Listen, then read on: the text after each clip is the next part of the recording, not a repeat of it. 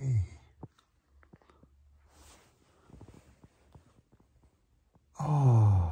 Стига, бе.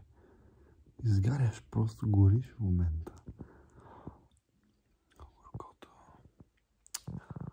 Наистина просто трябва това да е поне 38 градуса. Не се притеснявай, моля те, не се притеснявай. Стой така. Аз ще се погрижа за теб. Не искам да се притесняваш, искам да се почиваш. Окей, първо. Нека да забием. Така. Добре, окей. И сега слушай. Ще наместя в главната на... Така. Супер. Окей. Браво. Много добре. Какво има? Защо? Може би някакъв вирус. Не знам. Ще се оправиш за много време, не се притеснявай. Окей. Значи, температура. Гледам, че имаш супер изморено ти, нали? Не можеш да се движиш много или те болят мускулите. Добре. Не се притеснявай. Добре, първо, какво ще направим? Това. Тук. Помириши. Тази свещ е лековита, лечебна. Има лечебни свойства. Мисля, че ще ти хареса. С етерични масла. И... изгори си косата. Наистина си изгори косата. Така. Окей. И сега, дори да няма много лековити свойства, искам да знаеш, че тук има изключителна светлина, изключителна топлина. Не искаме да пускаме лампи, не искаме да ти натоварваме очите с такива неестествена светлина. Окей? Затова така да се насладиш на натуралната миризма на тази прекрасна свеща. И така, нека я оставя точно тук до нас, докато си почиваш. Знаех си, че нещо не е наред с теб. Не си вчера. Но няма проблем. Няма нужда да говориш. Няма нужда да говориш изобщо. Няма нужда да ставаш. Искам само да си почиваш и да ти е спокойно, и да ти е приятно, и да ти е удобно, и да се чувстваш едно. Нямаш никакви отговорности в момента. Аз ще свърша всичко, от което имаш нужда, окей? Окей? Само ми кажи. Обаче, окей, защото не мога да направя нещо за теб, ако ти не ми кажеш, че имаш нужда. Не мога да чета мисли. Окей? Мисля, че е много важно да можем да си съобщаваме нашите нужди, защото на това се гради хубава, пълноценна комуникация. Добре. Сега ти е удобно. Слушахме това. Ще вземем ето тази кърпа и ще ти направя компрес на челото. Окей? Ако искаш, мога да ти направя компрес на гърдите. Но мисля, че започнем от челото по-добре. Окей? Ако имаш нужда от лекен и ако имаш нужда от каквото и да е друго, просто трябва да ми кажеш. Добре.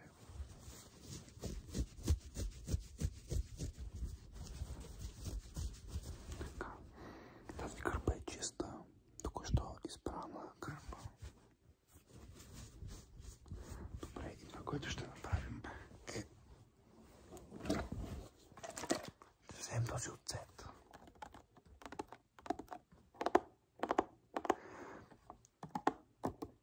Ще го попием в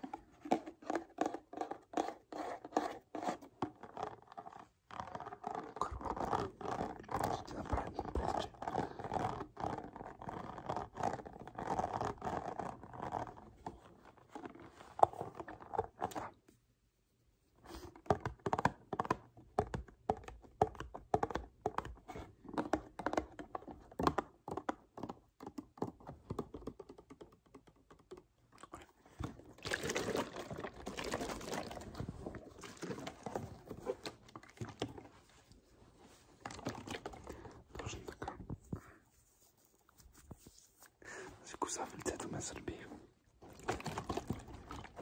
Така. Да оставим оцета настрани. Между другото, ще ти направя такава супа, ще ти направя направо, не си вижда. Такава супа. През живота ти просто.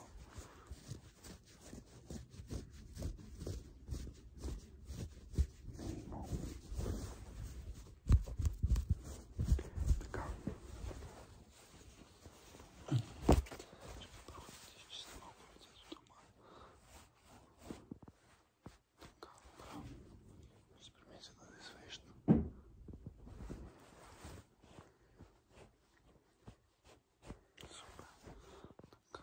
Малко да ти изчистим така тук на гърдите, както правеше баба ми. Както правеше баба ми на времето. Така. Точно така. Супер си. Справяш се отлично.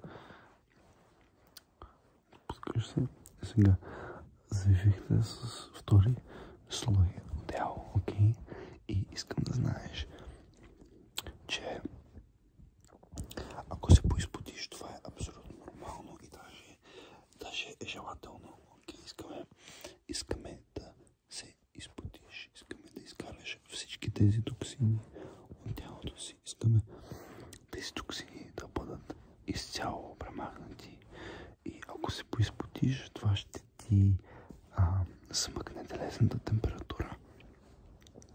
Надявам се, че сега като ти сложа това компресче, като се сгушиш, като си пуснеш новия сезон на Bridgerton по Netflix и просто всичко ще бъде наред. Окей. Точно така. Браво. Мириш на оцет.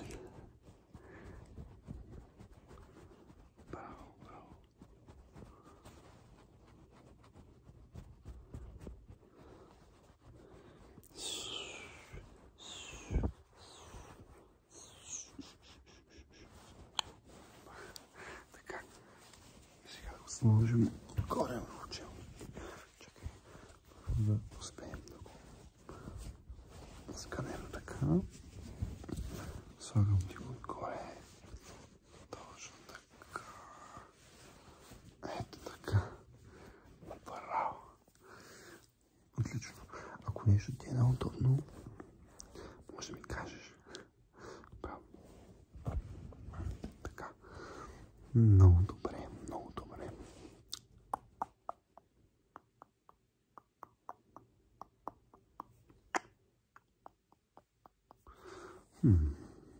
И имам последно нещо, което искам да направя. Нещо, което баба ми правеше също на времето.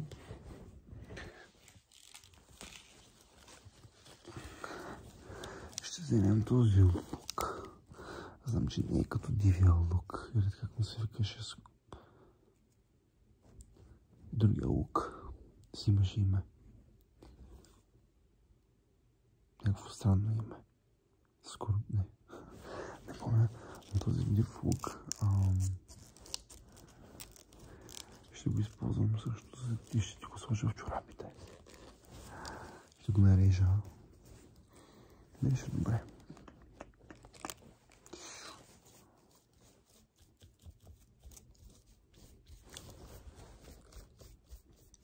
Супер. Но първо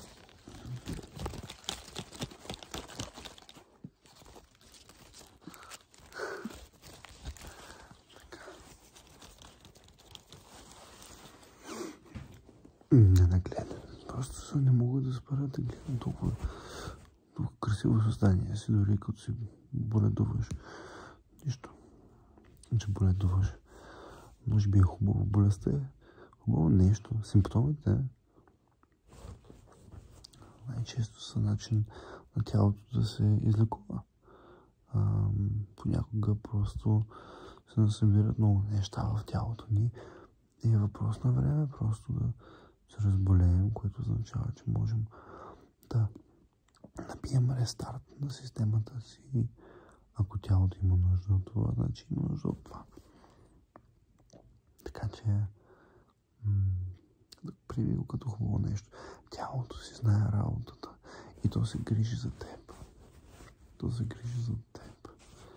Точно така. То се грижи за теб.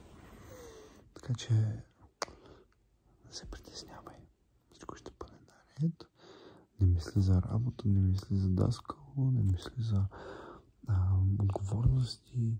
Да си сложим телефона на самолетен режим и просто да се оставим на това, на спокойствието. Знаеш какво? Не, малко, даже ме е срам да кажа, но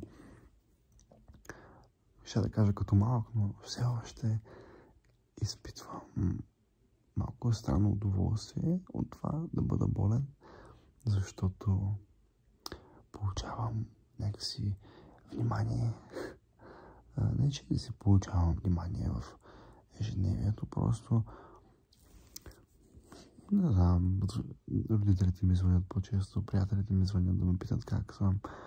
Някои, примерно, могат да отидат при нашите и да заживея с тях за 2-3 дена и просто да се грижат за мен и просто да отпусна юздите за малко и да се лиша от всякаква отговорност, защото знам, че съм болен и в момента не дължа нищо на никого, освен на себе си и на това аз да се чувствам по-добре. Честно казано, да, има част от мен, която просто ще ти дам пример. Като бях, мисля, че на около 15 на 16, може би, боледувах от имах мононуклеоза, инфекциозна мононуклеоза, тази болест, която се предава по целувки. Много бебета я карат като малки и после не я карат. Като за бебета не се усеща толкова, но ако си зрял човек, колкото по-зрял си, колкото по-възрастен си, толкова по-силно се проявява и беше много неприятно за мен на 15 годишна възраст. Защото бях на легло, може би цяла седмица, бях на системи, просто цялото ми тяло болеше, не можех да се движа, не можех да ям. И помня, че беше огромна мъка и беше много гадно, докато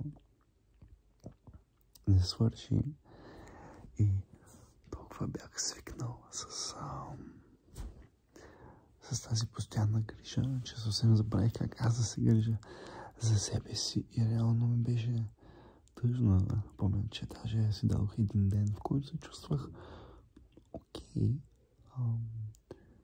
но се преструвах, че още е толкова зле.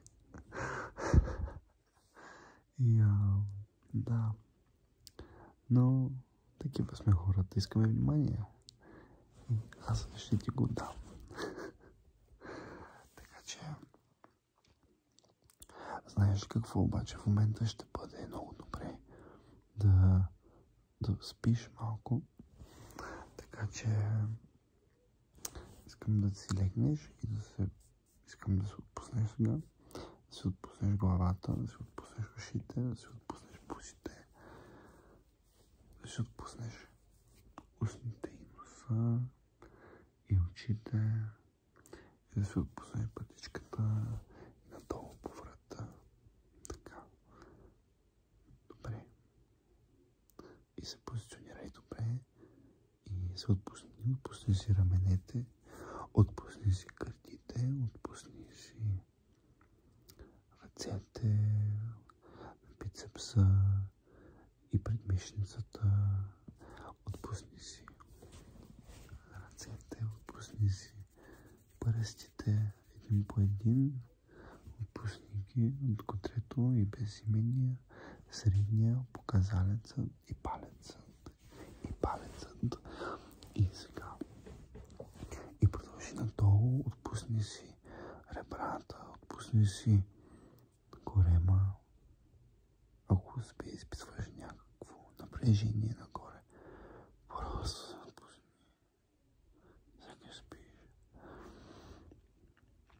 После кръста отпусни си ханша, отпусни си бедрата и дупето, тъпенцето. Отпусни си коленете. Отпусни си. Сега искам да си раздвижиш малко пръстите на краката. Само малко си ги раздвижи. Колкото да ги усетиш. Сега си отпусни пръстите. И си отпусни стъпалата. Браво.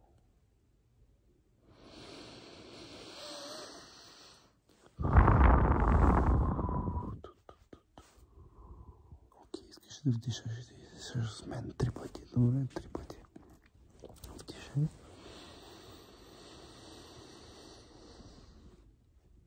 Изтишай.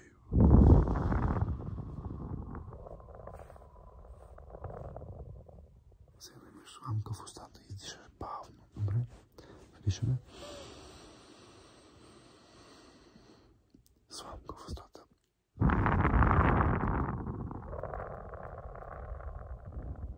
Последен път.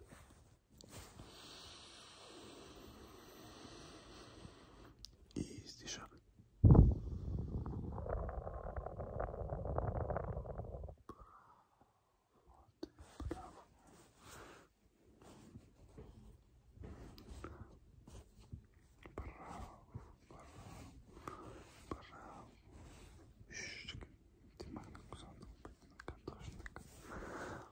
Лека нощ. Утре ще се чувстваш много по-добре, обещавам ти. Или се дрямка.